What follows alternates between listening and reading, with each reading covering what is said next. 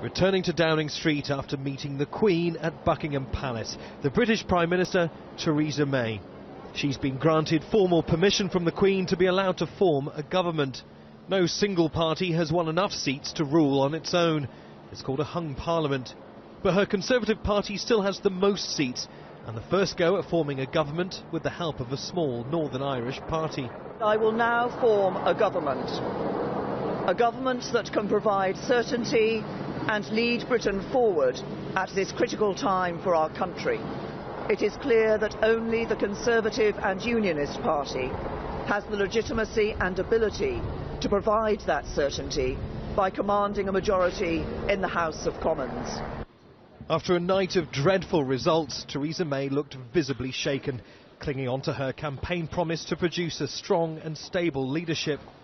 She called this election only 7 weeks ago, when her personal and party ratings were high. She banked everything on her ability to deal with Brexit and the apparent weakness of the opposition Labour Party.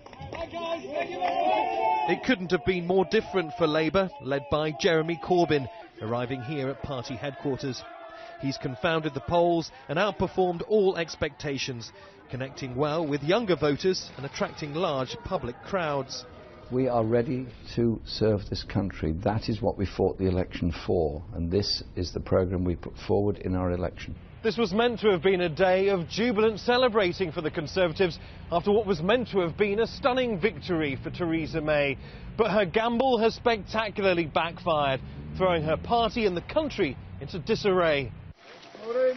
But Theresa May does now have the vital backing of Northern Ireland's Democratic Unionist Party.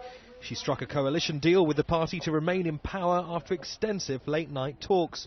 She's now on the road to forming another government, one that in only 10 days' time will begin challenging Brexit negotiations. But before that, she faces difficulties closer to home, including mounting calls to resign, something she's determined she will not do. Niamh Barker, Al Jazeera, London.